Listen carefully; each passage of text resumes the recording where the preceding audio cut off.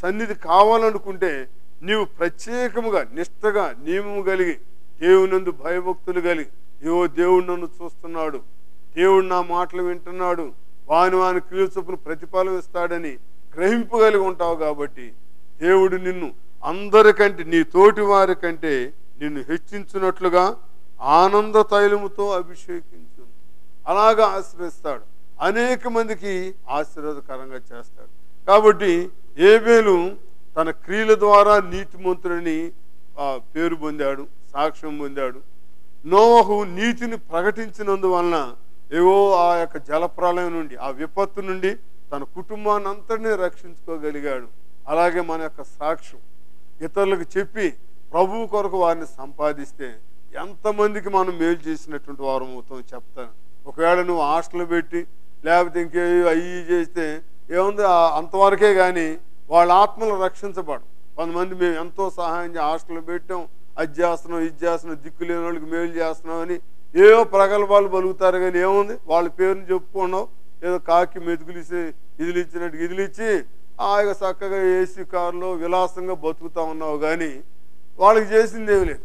అదే ఆత్మను రక్షిస్తే వాళ్ళు ఎక్కడున్నా కూడా దేవుని యందు భయభక్తులు కలిగి దేవునికి సాక్షిగా ఉండి ఒక పౌలు వలె నేను హానికరుడను, హింసకుడను, దోషకుడను, ప్రభు కనికరపడి నన్ను రక్షించడమే కాకుండా ఆయన పరిచర్య చేసేట్టు భాగ్యం ఇచ్చాడని కృతజ్ఞత కలిగి సాక్ష్యం చెబుతూ ఉంటాడు. కాబట్టి మనం కూడా ఆ నోహు వలె నీతిని ప్రకటించి మన సాక్ష్యం చెప్పి అనేక మందిని ప్రభు కొరకు సంపాదిస్తాం. అబ్రహాం వలె దేవుని నమ్మి ప్రభు ప్రేమ కలిగినటువంటి వాడు, దయ కలిగినటువంటి వాడు, కరుణా వాత్సల్యములు కలిగినటువంటి వాడు. కాబట్టి ఆయన ఆశ్రయిస్తే నేను ధన్యుడని అలాగ మనం ప్రభువుని నమ్మితే, ప్రభువునందు నమ్మకము విశ్వాసం కలిగి ఉంటే ప్రభు ఎంతో మేలు చేస్తాడు. ఒకసారి ఒక అతను దేవుని సేవకుని దగ్గరికి వచ్చి, ఏమండి నేను ప్రభువుని నమ్ముకున్నాను, నాకేం మేలు కలగలేదండి అని చెప్పాడు. దేవుని సేవకుడు అన్నారు, అబ్బాయి అలాంటి బుద్ధి లేని మాట అదేంటండి అంటే, ఒకవేళ నువ్వు దేవుని నమ్ముకున్నాను చెబుతున్నావు కానీ దేవుణ్ణి నిన్ను నమ్మలా. అదేంటండి అలా అంటే, నువ్వు దేవుని నమ్మలా, దేవుని నమ్ముకున్నావు లేకపోతే ఇందుట్లో దిగాం అది ఇది అని నువ్వేదో కలబొలి మాటలు చెబుతున్నావు. కానీ దేవుని నువ్వు అమ్ముకుంటున్నావు, హరిజనుగా చెప్పు లేకపోతే ఏదో సీట్ల కోసం వాటి కోసం వీటి కోసం పేర్లు మాత్రం అమ్ముకుంటున్నావు, ఇక బూటకం మాటలు చెబుతున్నావు. ప్రభువుని దేవుని నమ్ముకున్నాను, దేవుణ్ణి నిన్ను నమ్మలా, అపనమ్మకస్తుడు అని నీకు ఏమేమి చేయట్లా. దేవుడు కనుక నిన్ను నమ్మితే అబ్రహాముని ఎలాగ ఆశ్రయించాడో తప్పక నిన్ను ఆశ్రయిస్తాడు. ఆయన పక్షపాతిగాడు. కాబట్టి మన కొరకు ప్రాణం పెట్టినటువంటి ప్రభువుని మనం నమ్మితే ప్రభువు మన ఎంతగానో ఆశీర్వదించి అనేక మందికి ఆశీర్వాదకరంగా చేస్తాడు. కాబట్టి నీతిమంతులటువంటి జాబితాలో మనం చేరాలంటే మనం నీతిని ప్రేమించి భక్తిహీనతను ద్వేషించి అలాగ దేవుని యందు భయభక్తులు కలిగి ఆయన అడుగు జాడలో నడుస్తూ ఉంటే దేవుడు ఎంతగా దీవిస్తాడో చెప్తారుగా. దానియేలు గురించి మనం చూస్తూ ఉంటాం. నీతిమానులు పని చేయడానికి అసలు ఆయన ఇష్టపడలేదు. అలాగా ఇటు శాసనం చేయబడి తెలిసి కూడా యెరూషలేముతో కిటికీలు వేసి ప్రార్థన చేస్తూ ఉన్నాడు. అయినా కూడా ఆయన అలాగా రాజాజ్ఞను ధిక్కరించాడని ఆకలి గొనున్న సింహం బోన్లో వేసిన భయపడలేదు. అక్కడ కూడా ప్రార్థన చేసుకుంటా ఉన్నాడు. కానీ సింహాలు ఏ హాని చేయలేదంట. ఆ రాజు, అన్యుడైనటువంటి రాజు చూసి ఆశ్చర్యపడారే, ఇలాంటి జీవం కలిగినటువంటి దేవుడు ఆకలి గొనున్న సింహం బోన్లో మనిషి మళ్ళీ బ్రతికి రావటం ఎంత గొప్ప అని అలాగా ఆయన బయటకు తీసి దానియేలు మీద నేరారోపణ చేసినటువంటి వారిని ఆ సింహం బోన్లో ఏమని ఆజ్ఞాపించగానే వాళ్ళు ఆ గుహ దగ్గరికి వెళ్ళారో లేదో మసాలా పోకోడి నవ్వులేసినట్టు ఎముకలతో కూడా కొరికి తినేసినాడు. చూసారు, మన దేవుని యొక్క వాక్యంలో చూస్తాం.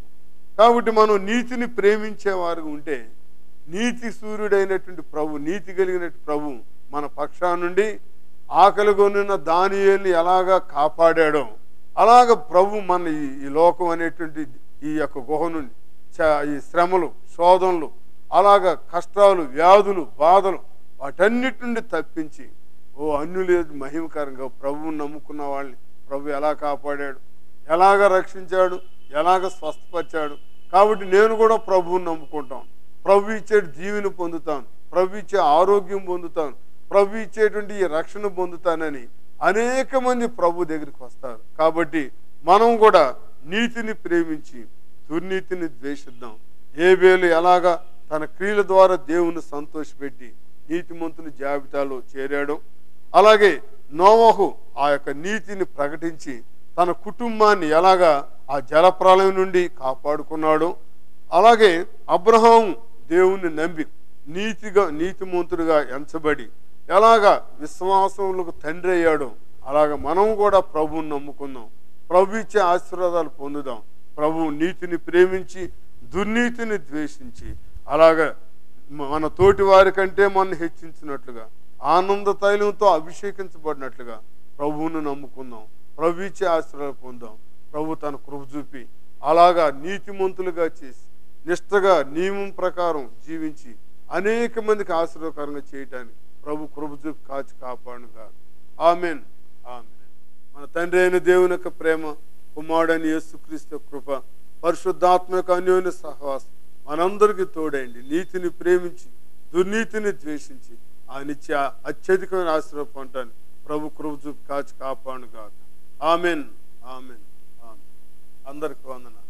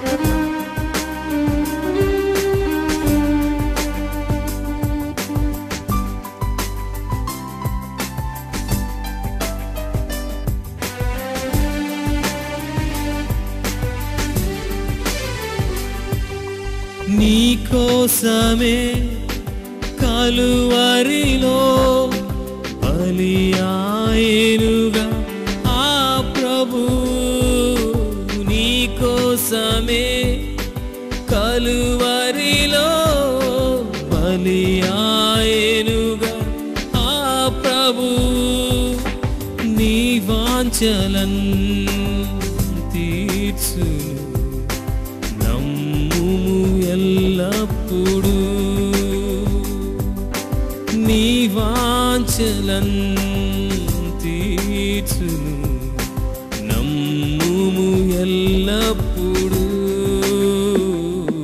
నా ప్రాణమా కృంగియున్నావా,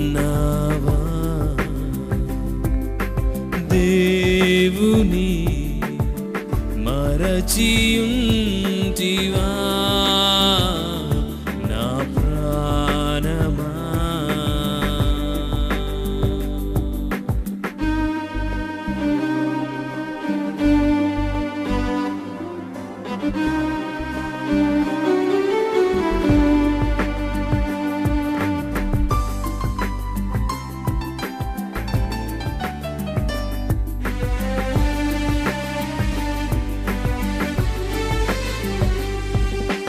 నీ చేయిని విడువడుగా ఎన్నడు భయపడకు,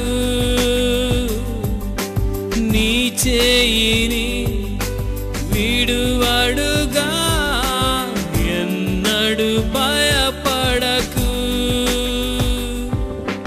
తన ప్రేమతో పిలచెను భయమేలా నా ప్రాణమా, తన ప్రేమతో పిలచెను భయమేలా నా ప్రాణమా,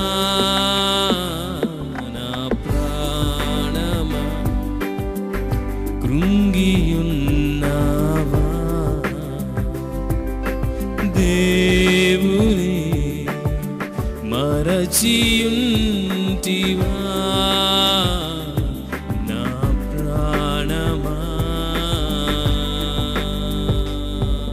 లేమెన్స్ ఇవాంజలికల్ ఫెలోషిప్ చర్చి ద్వారా జరుగుతున్న ఆరాధన కార్యక్రమాలకు మిమ్మల్ని ప్రేమతోటి ఆహ్వానిస్తూ ఉన్నాం. మా ఆరాధన కార్యక్రమాలు ఆదివారపు ఆరాధన ఉదయం 9 గంటల నుండి 11 గంటల వరకు మరియు సాయంకాలం 6 గంటలకు స్తుతి ఆరాధన ప్రత్యేక యవనస్తుల కూటం జరుగును. బుధవారము మరియు శనివారము 6:30 గంటల నుండి 9:30 గంటల వరకు ఉపవాస ప్రార్థనలు జరుగును. సండే స్కూల్ ఆదివారం ఉదయం 7:30 గంటలకు జరుగును. మీ ప్రార్థన అవసరతలు మాకు తెలియచేయగలరు. మా address laymen's evangelical fellowship, court road, Naralashettivaripalem, Bapatla. Phone 9981589060 మరియు 9290570251. మా అడ్రస్ మరొకసారి laymen's evangelical fellowship, court road, Naralashettivaripalem, Bapatla. Phone 9989158960 and 9290570251.